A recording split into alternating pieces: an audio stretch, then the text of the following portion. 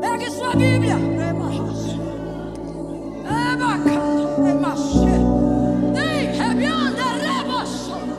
Eu quero que você diga assim comigo: autoridade. Não, falar autoridade desse jeito parece que falou doce.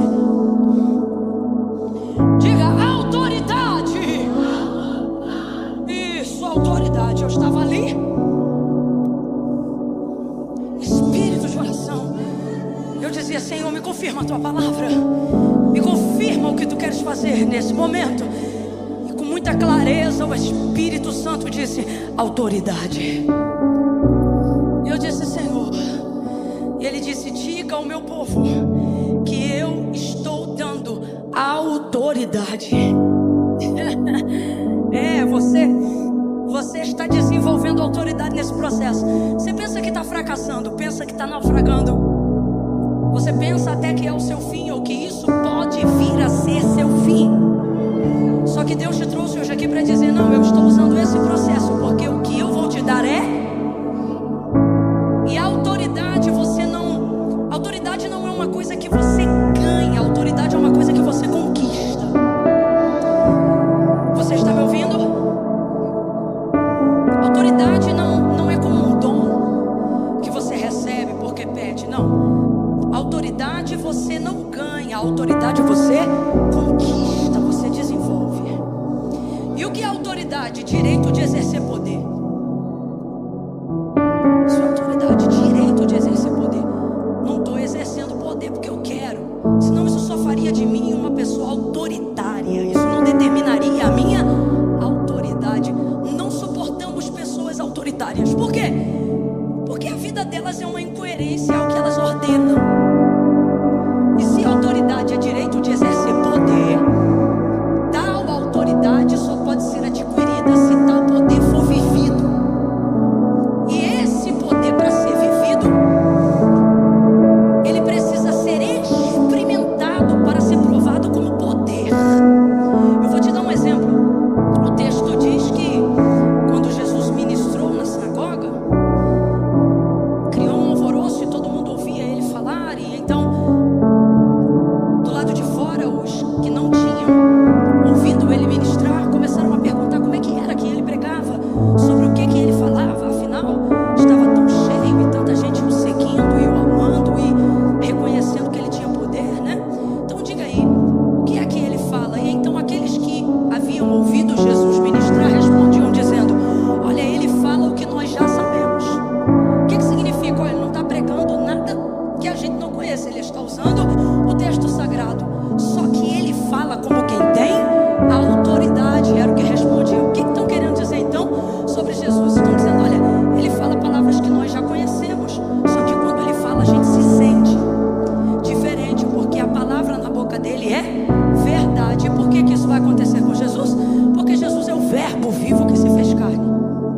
Então, quando ele dizia, por exemplo, ministrando: em verdade vos digo, isso não é um bordão de pregador, isso não é uma gíria, isso é uma realidade. O que ele estava querendo dizer era: sou a verdade que prego e sou a verdade que ordeno, porque eu e essa palavra somos a mesma pessoa. Então é muita autoridade. Jesus ele não recebeu essa autoridade de graça. Por ser o Filho de Deus, isso não eximiu ele de ter que conquistá-la.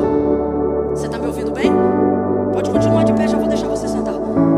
Ele não eximiu-se. Ele não foi livre.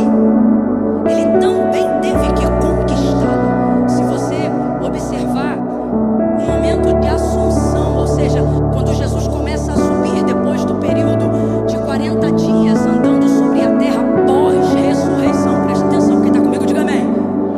Se você observar essa fase do ministério de Jesus, você vai perceber que quando ele está indo de acordo com o relato do apóstolo, vai dizer o seguinte acerca dele: que à medida que ele ia subindo por entre as nuvens, despojou principados e potestades. Então, onde havia um demônio que tinha uma área de autoridade, de legalidade aqui na terra, eles começaram a se subordinar diante de Jesus, dando a ele absolutamente tudo que temporariamente estava sobre o domínio deles. E como que isso acontece?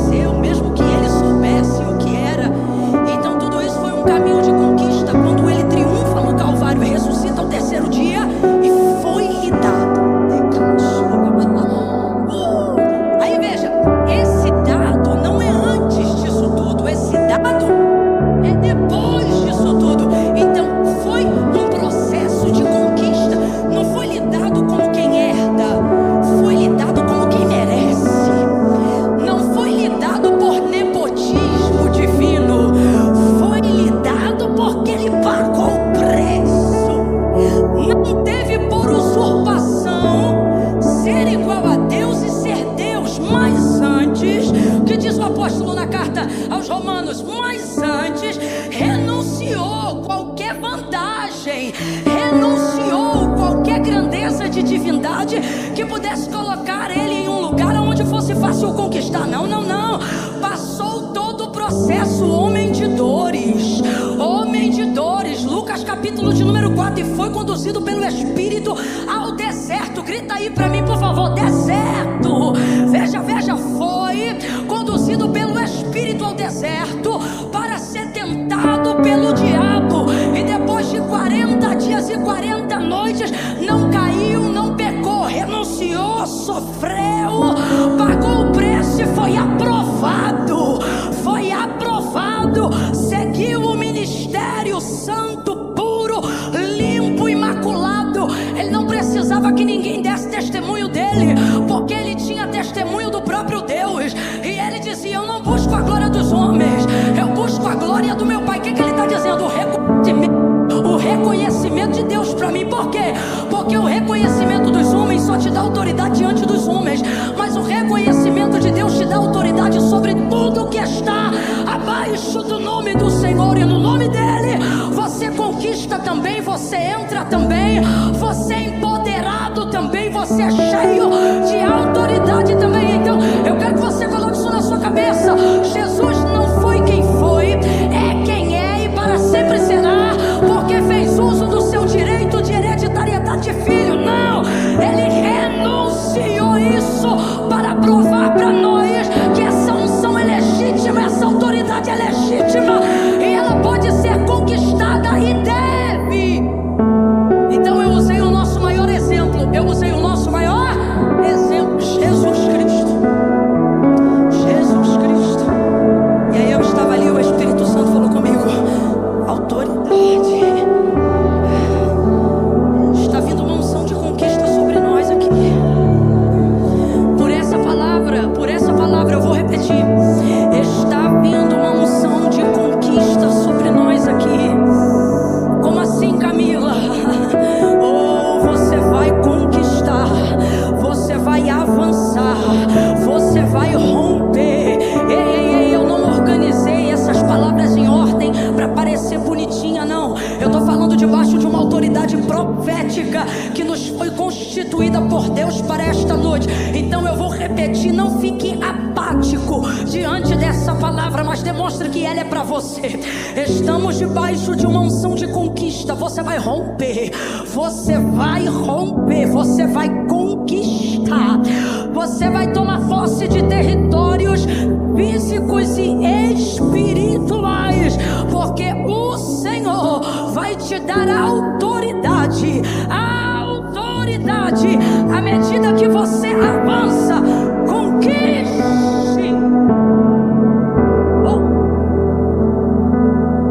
Vou contar de 1 a 3, você vai gritar pro vizinho aí: conquiste.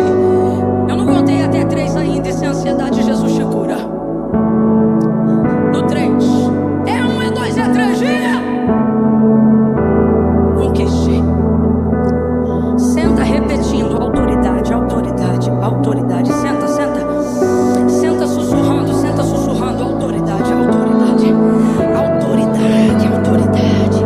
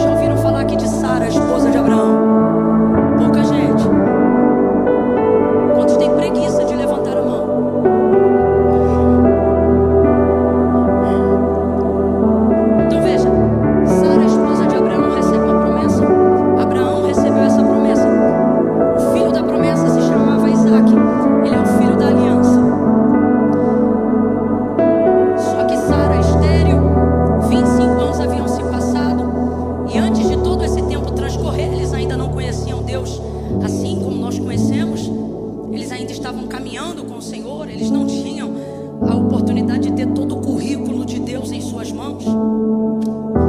E então Sara teve uma ideia de colocar Agar na cama de Abraão. E ela disse: olha, deita com a minha serva Agar e dela vai nascer o filho da promessa. Rapaz, isso deu uma confusão tão grande que essa confusão existe até hoje entre Palestina e Israel. E tudo isso foi por causa desse dia, dessa ideia que Sara teve, porque o tempo passava, ela não gerava, e ela teve essa ideia, achou que podia dar uma ajuda para Deus e deu tudo errado. Então Agar passa a gerar esse filho, que é Ismael. Qual é o nome do filho de Agar? Qual era o nome do filho da promessa? Isaac. Então Isaac era o filho de Sara, Ismael o filho de Agar, a serva, a egípcia. Desde que isso aconteceu, criou um ambiente familiar desastroso dentro da casa de Sara e de Abraão. E aí a gente vai perceber que os anos se passavam e esse ambiente não mudava. Em Gênesis 21 você vai ver que Sara agora já é uma mulher realizada. Ela está andando pela casa no dia da festa, que ela fez uma festa, um banquete pelo desmame de Isaac, o filho dela. Só que a alegria dela não é completa, porque ela vê o filho da serva, que ela chama de escrava, porque ela está com tanta raiva, o filho da serva zombando do menino dela. E a verdade é que o problema não é esse. O problema é que Agar não desce na goela de Sara desde o dia em que ela passou a gerar, e ela vem trazendo aquele problema já há muitos anos dentro de casa. E aí quando chega nesse dia, a realização dela não é completa, porque a serva está lá junto com o menino, que é o filho que ela falou para a menina lá deitar com o marido dela. Resumo da história: aquele dia vai ter uma confusão e Sara vai dizer: olha, deita fora esta escrava e o filho desta escrava, porque o filho dela não vai herdar com o meu filho Isaac. Aí o coração de Abraão fica pesado e ele pensa: como é que eu vou botar agora fora esse menino? Eu imagino o coração dele pesado dessa maneira, porque por mais que Isaac fosse o filho da promessa, veio de Ismael o primeiro sentimento de paternidade. A primeira pessoa que disse para Abraão pai não foi Isaac, foi Ismael. Então como é que se rompe isso dessa maneira? O coração dele fica muito pesado, e aí a voz de Deus se manifesta a Abraão. E aí o Senhor vai dizer para Abraão: Abraão, não temas fazer o que Sara, tua mulher, te diz, mas em tudo que ela falou, faz. Ou seja, coloca Agar e o menino para fora. E aí o Abraão vai pegar e vai colocar Agar e o filho dele para fora. Vai dar apenas um odre de água e um pouco de pão. E essa mulher vai sair de madrugada naquela mesma noite. Só que ela não foi fugida. A primeira vez que ela fugiu, Deus mandou ela voltar. Só que dessa vez ela está saindo pela porta da frente. Está muito humilhada, mas está saindo pela porta da frente. Dessa vez ela não está fugindo, ela está sendo despedida. Então assim, o cenário parece desastroso, mas na verdade, na condição dela, que era uma serva, como você vê, Sara, na hora que está com raiva, chama ela de escrava. Então na condição dela, a única maneira de se tornar livre não era fugindo, era se de fato ela fosse o quê? Despedida, mandada embora, alforriada. E foi o que ela conseguiu, e conseguiu isso com o seu filho, apesar desse filho ser filho de Abraão, mesmo não sendo reconhecido pela esposa dele, a Sara. Sai essa mulher numa condição, irmãos, precária, numa condição difícil. Todas as vezes que eu passo os olhos rapidamente por cima desse texto, eu lembro dos dias de hoje e eu penso: rapaz, se isso fosse para a vara de família, Abraão rico do jeito que ele era, ele estava no sanhaço. Porque como é que ele despede na condição que ele tinha uma mulher, sem uma carroça, sem um cavalo, sem um servo, sem um nada, dá para ela só um pouco de água, um pedaço de pão e manda ele embora. E vai-se embora. Então essa mulher sai no meio da noite, sozinha, no meio de um breu, e começa a caminhar sem direção. Na verdade, Agar está vivendo o maior momento de libertação da sua vida, porque aparentemente quando ela sabia para onde ia e podia ir para qualquer lugar, a verdade é que no final ela nunca estava indo para lugar nenhum. Ela estava sempre sendo obrigada a acompanhar alguém, porque ela era uma escrava e estava presa à família de Abraão. Agora hoje, nesse dia que ela vai embora, ela está no pior cenário por um lado, mas no melhor cenário por outro. Você tem que entender que existem coisas das quais Deus permite que sejam usadas contra nós, e aparentemente por um momento parece que aquele é o pior cenário da nossa vida, mas é a única maneira de Deus promover a liberdade que de outra forma jamais seria conquistada. Se isso não acontecesse com Agar,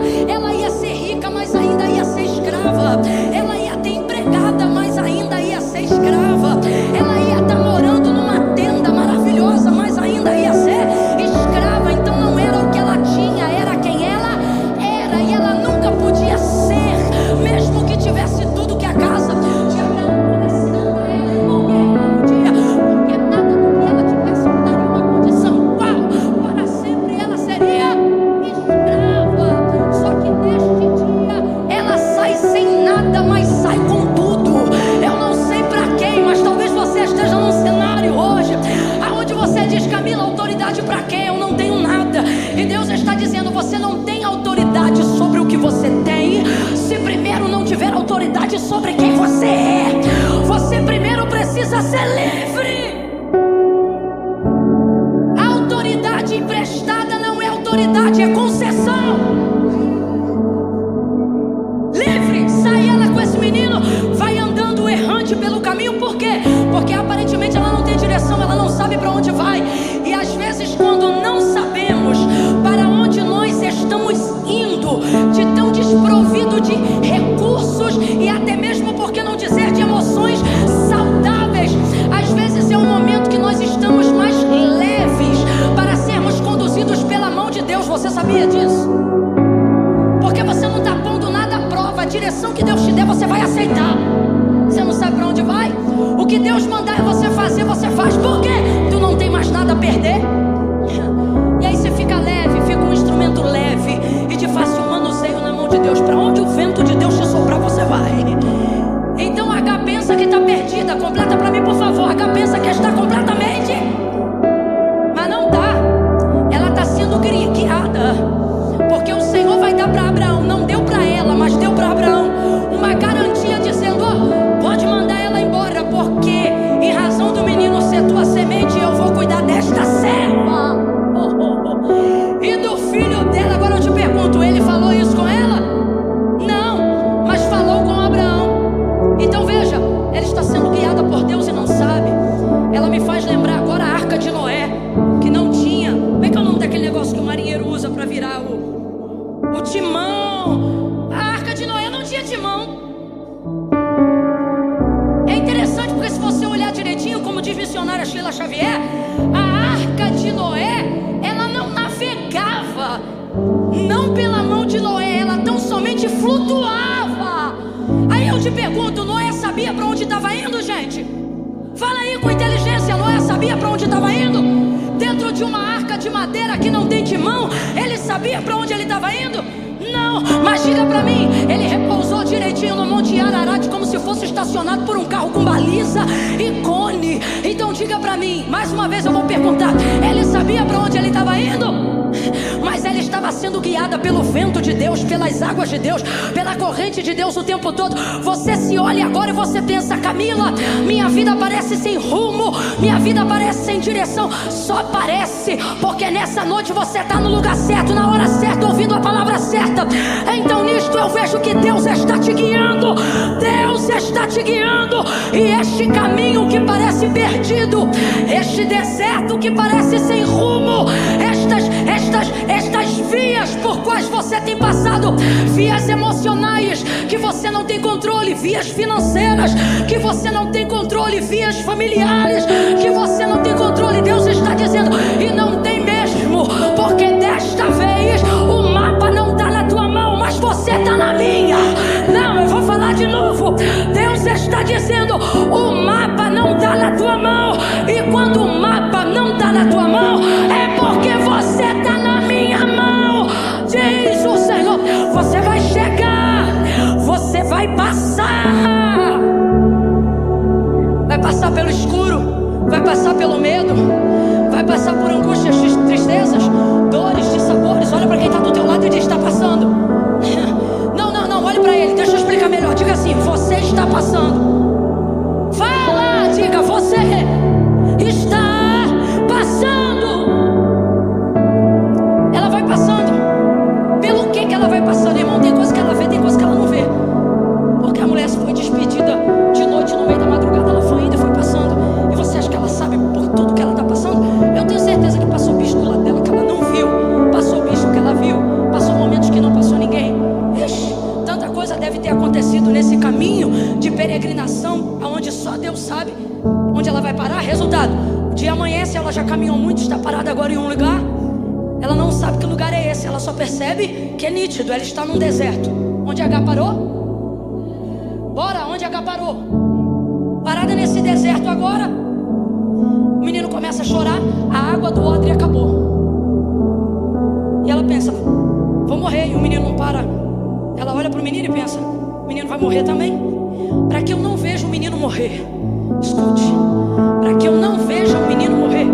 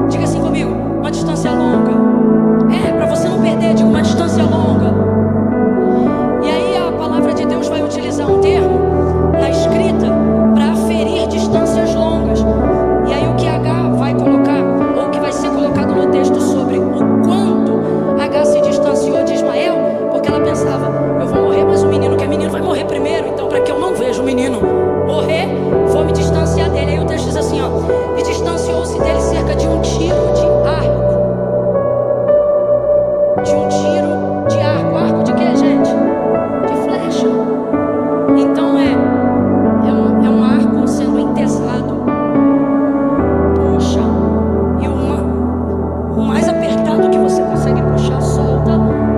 Basicamente é essa a distância que H toma do menino, para que eu não veja o menino morrer. Coloca ali embaixo e se distancia cerca de um tiro de arco de flecha. Gênesis 21. E aí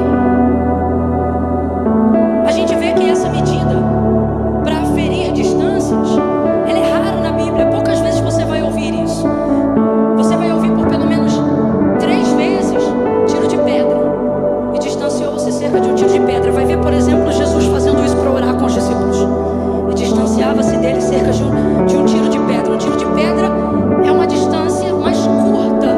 Então, tiro de pedra é a medida utilizada para ferir uma distância que ainda é distância, mas é uma distância mais. É raro alguém distanciar-se tanto de alguém cerca de um tiro de arco, de flecha. Foi a medida da distância que H tomou desse menino, porque ela pensa, o menino vai morrer. Então, para que eu não veja o menino morrer, para que depois eu também não morra, distanciou-se dele. Eu quero que você guarde isso. Distanciou-se dele quanto? Qual é a medida? Quanto? Pronto.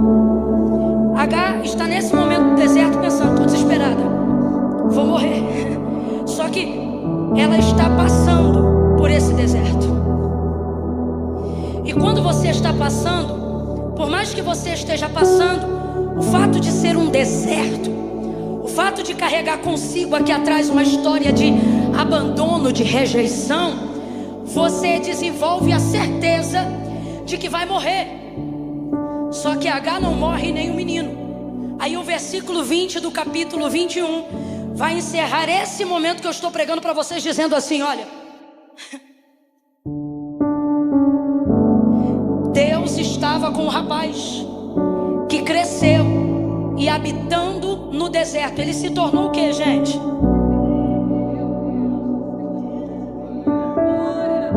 Então preste atenção, eu encerro aqui para a gente orar. Há uma ânsia no meu coração para orar sobre essa palavra. A medida que ela usou para aferir o que ela jurava que ia ser o quê? A morte. Foi a especialidade.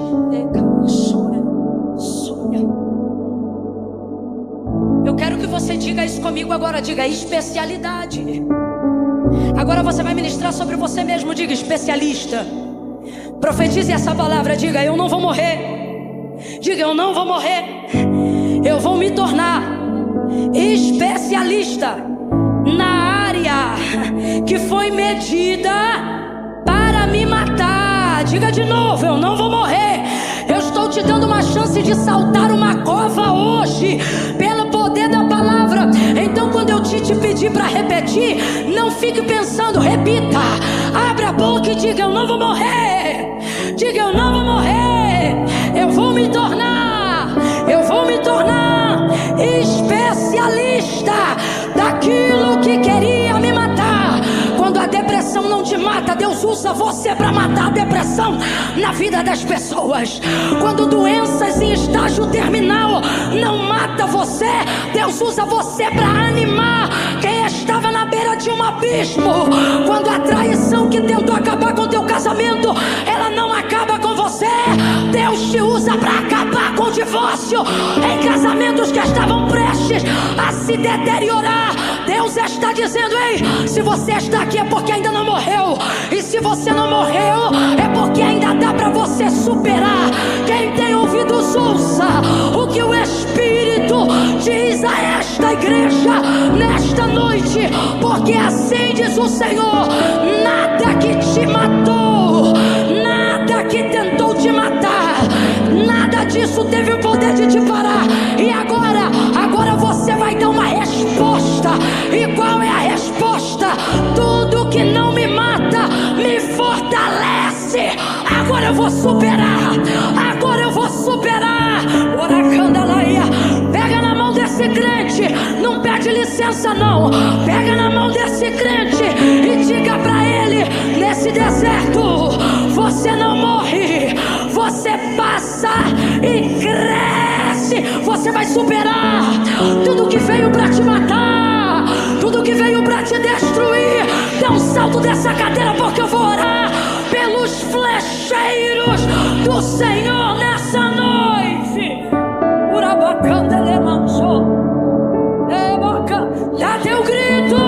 Dá teu grito de vitória. Oh glória, eu estou vivo. Veja,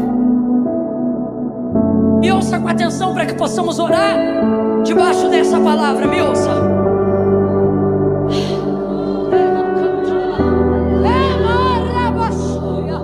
Aleluia, aleluia. Meu Deus. Por que João diz que Jesus, no Apocalipse, naquela visão, na revelação, João diz que ele tem a chave do inferno e da morte?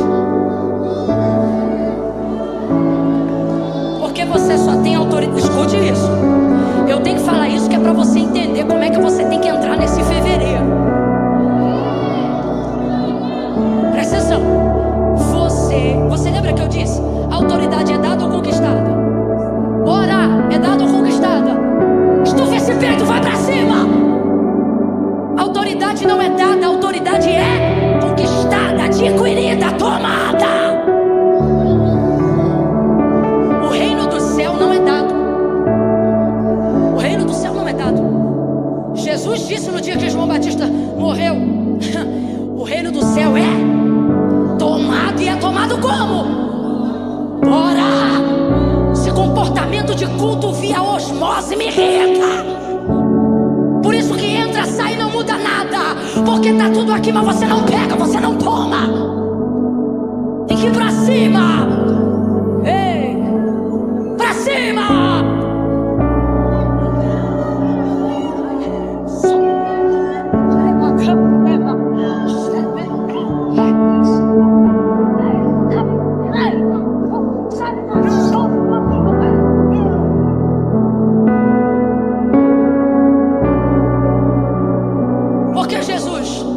Porque Jesus desdenha da morte, no sentido de para ele quem morre é como quem dorme, porque para ele a morte e o sono é a mesma coisa. Quem está me ouvindo aí, diga amém. O que dá a ele autoridade para esse comportamento? Ora, era sexta-feira e nesse dia ele morreu. Quem lembra aí que Jesus morreu? Lembra não? Morreu mesmo. Morreu. Sexta-feira Jesus morreu. Sábado, morto. Domingo de manhã bem cedinho.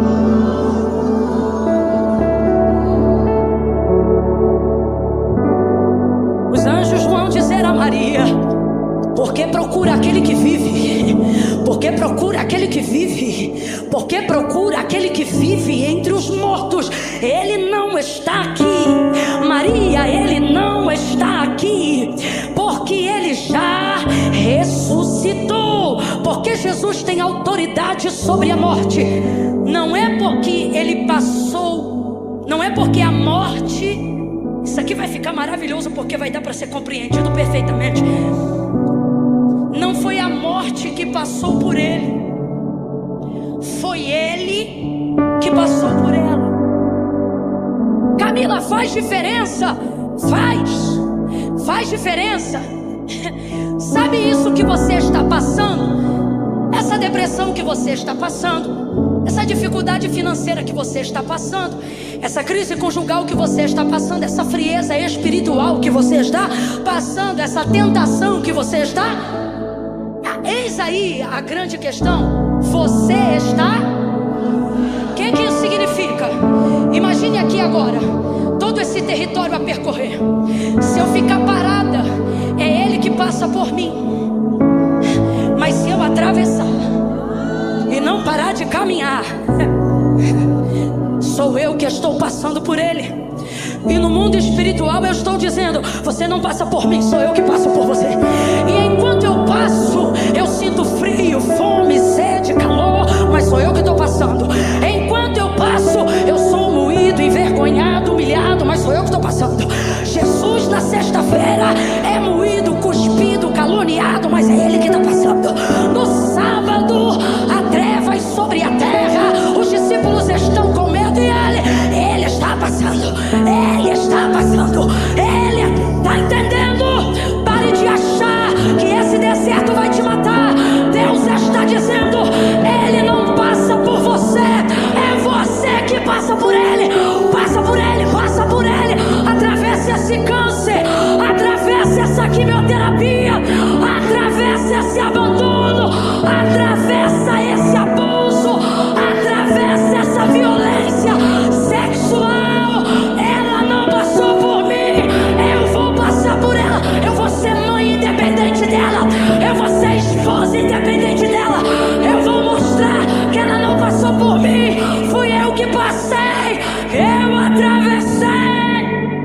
e me tornei. Meu Deus, que autoridade está descendo aqui. Eu me tornei.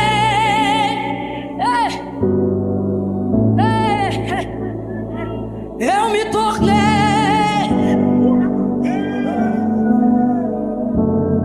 Escute, escute.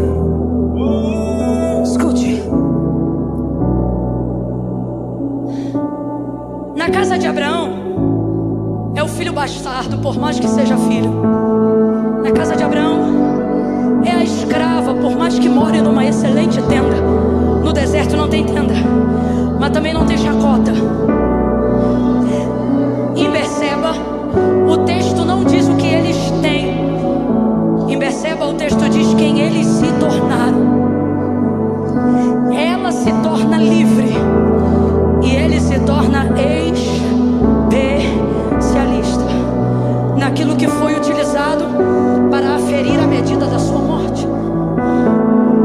Você tem que atravessar isso. Lembre comigo agora, lembre comigo agora. Mar Vermelho. Por que clamas a mim, Moisés? Diga ao povo que vamos trocar marcha por a travessa? Só para a gente entender esse momento.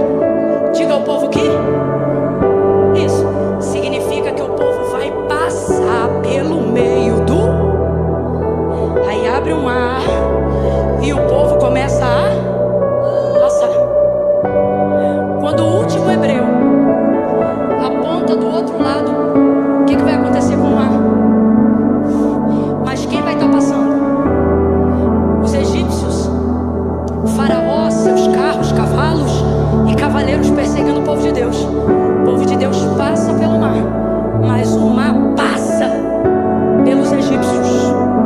Quando eles entram, o mar se fecha. Deus está dizendo, você não está entendendo não? Que eu estou abrindo o caminho no meio dessa luta. Você não recebe a autoridade pelo que passa por você, pelo que se passou. Ah, eu já passei por isso. Passou por isso e fez o que com isso? Guarda uma mágoa. Então foi isso que passou por você. Ah, isso aí eu já passei por isso também, Camila. Passou por isso? E o que você fez em cima disso? Ah, isso aí é um trauma que eu tenho até hoje. Então foi isso que passou por você. Agora,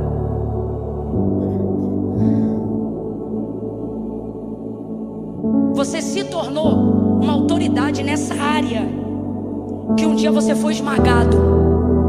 Pobre de maré de si, família desacreditada, hoje é um empresário. A pobreza não passou por você, foi você que passou pela pobreza. Você se tornou alguma coisa. Família disfuncional deu tudo errado, mas hoje você construiu a sua. Então não foi a família disfuncional que passou por você, foi você que passou por ela e se tornou alguém de família. Eu quero que você entenda isso.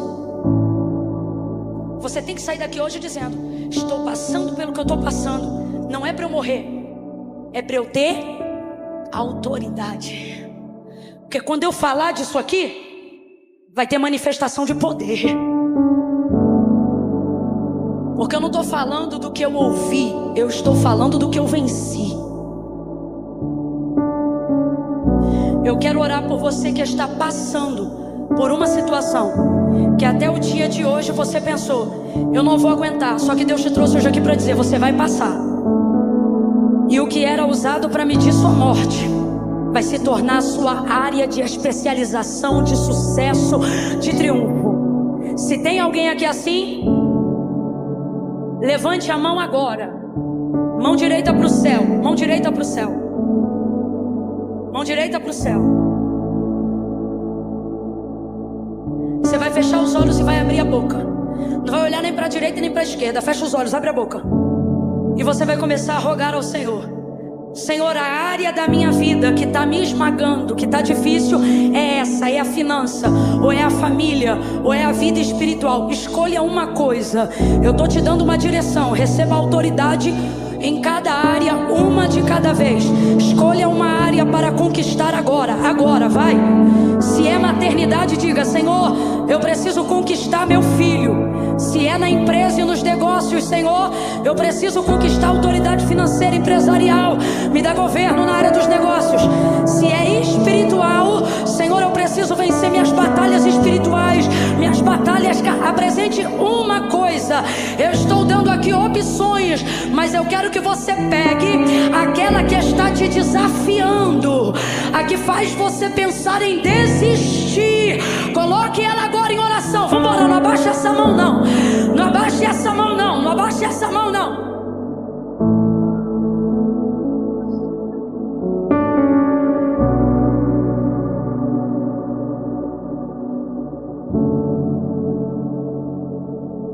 Levante a mão.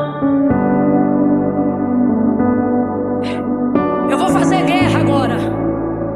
Eu vou fazer guerra agora. Eu não tenho autoridade em todas as áreas, mas eu tenho em algumas delas. E se tem uma coisa que Deus me deu autoridade, é para vencer algumas batalhas espirituais. Então eu vou pedir algo agora.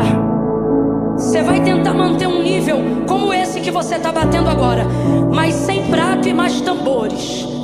Eu vou elevar minha voz, mas você não eleva a bateria. Você vai manter esse nível. Levanta a mão. Ah, Camila, vou ficar sentado aqui recebendo. Desculpa, eu não vim guerrear por você. Eu vou orar agora por aqueles que querem conquistar. Camila, eu não quero que ninguém vá por mim, não. Eu só quero que Deus me capacite para que eu vá. Eu quero que Deus me dê graça para que eu passe por isso, sem murmurar, sem pecar, sem me desviar. Levante essa mão, apresenta para Ele. Se é finança, se é espiritual, vambora, vai. Coloca aí uma coisa. Se é vício, coloca aí uma coisa. Pai, em nome de Jesus, eu oro agora, em nome de Jesus. Não é no meu nome, é no teu nome. E em nome de Jesus, aqui ou em casa, aquelas pessoas que se puseram de pé agora mesmo, aquelas que levantaram as mãos agora mesmo, empodera elas de uma unção poderosa para desatar julgos de cadeados e de fortalezas do império da maldade, do alto da cabeça até a planta dos pés, em nome de Jesus, em nome de Jesus. Empodera ele, empodera ela pela força do teu Espírito Santo, de dentro para fora. Eu não sei qual é o deserto, se é financeiro, se é espiritual, se é familiar, se é emocional, mas cuida dele como tu cuidou de Agar, cuida dele como tu cuidou de Ismael, e faça ele neste tempo, neste ano ainda, se tornar a autoridade nessa área que quis humilhá-lo, a autoridade nessa área que quis deprimi-la, a autoridade nessa área que quis destruí-lo. O sangue de Jesus tem poder, dá autoridade ao teu povo, unção de conquista ao teu povo, para que demônios sejam repreendidos, enfermidades sejam repreendidas,